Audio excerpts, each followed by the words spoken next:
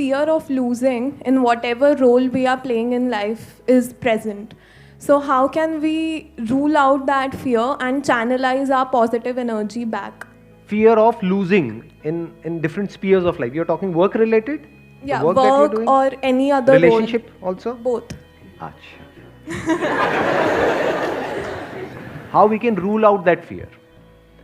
You can never rule out that fear, क्योंकि वो fear किस पे बेस्ड है? रियलिटी पे बेस्ड है या कोई इमेजिनेशन है?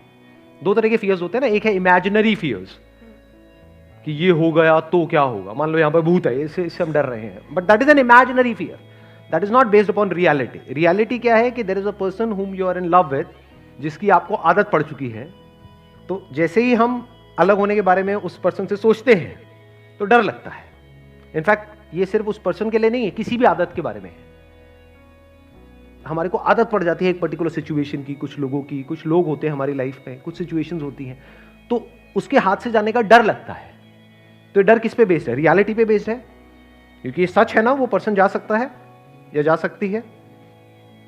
सो दिस फियर, अगर फंडामेंटली आप देखोगे, this fear is not the fear of losing out that particular person और that situation. This fear is the fear of change.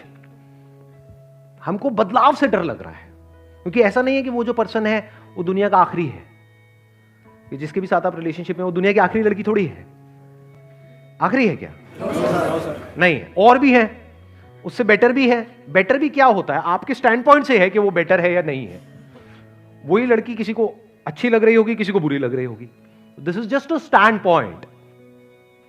Main point क्या है? We are afraid of change. तो जब तक we are afraid of change in life, and death is a part of this change. एक तो change है अलग होना, एक है किसी की डेथ भी हो सकती है, कभी भी हो सकती है.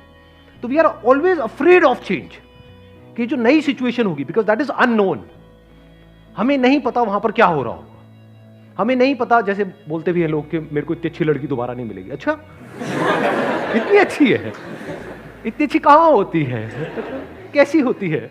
मैं भी देखना चाहूंगा. हमारा जो फियर है ना, अगर फंडामेंटली आप देखोगे, this is the fear of the unknown, this is the fear of change. कि ये जो मेरी कंफर्टेबल सिचुएशन है, अगर ये बदल गई तो क्या होगा. तो if you can embrace the unknown, and 99.99% of the life is in the sphere of the unknown. आपकी जो नॉलेज है that is very very limited. वो तो 0.00001% है, जिसके अंदर आप गोल गोल घूम रहे हो और उसको पकड़ करके बैठे हो. आप कह रहे हो बस यही लाइफ है. अगर ये मेरे हाथ से चली गई, जो भी इस लाइफ में है, लोग हैं, सिचुएशंस है, जो भी कुछ है, ये चला गया तो मेरी लाइफ ही बेकार है. जबकि ऐसा नहीं है. इसके बाहर हो सकता है बहुत कुछ हो, बट हम उससे डरते हैं. तो if you can see this reality कि life is in the unknown, growth is in the unknown, growth can't be in the known. If you can embrace the unknown, unknown जिसको चेंज बोलते हैं, which is the very nature of life, which is the very nature of everything, because nothing is static in life. If you can see it as a fact कि सब कुछ बदलेगा. ये बात अभी समझ नहीं आएगी आप लोगों को इस एज में. ये मैच्योरिटी कुछ पर्टिकुलर टाइम बाद आती है, एक पर्टिकुलर एज के बाद में आती है, जब हम अपनी ही लाइफ को बारीकी से ऑब्जर्व करते हैं कि एक टाइम पे जो ऐसा लग रहा था बिल्कुल लाइफ और डेथ सिचुएशन थी, ऐसा लग रहा होता है कि इसके बिना तो मेरी लाइफ ही नहीं चल सकती. सब कुछ खत्म हो जाएगा. कुछ भी खत्म नहीं होता है. लाइफ चलती रहती है और बेटर होती रहती है, अगर अंदर से आप सीख रहे हो, अंदर से आप ग्रो कर रहे हो. अगर वहीं पे स्टक हो गए हो, जो पास्ट में कुछ था, बस उसी में आप स्टक हो गए हो, तो you are not changing with life. Life बदल गई है लेकिन आप नहीं बदल रहे हो.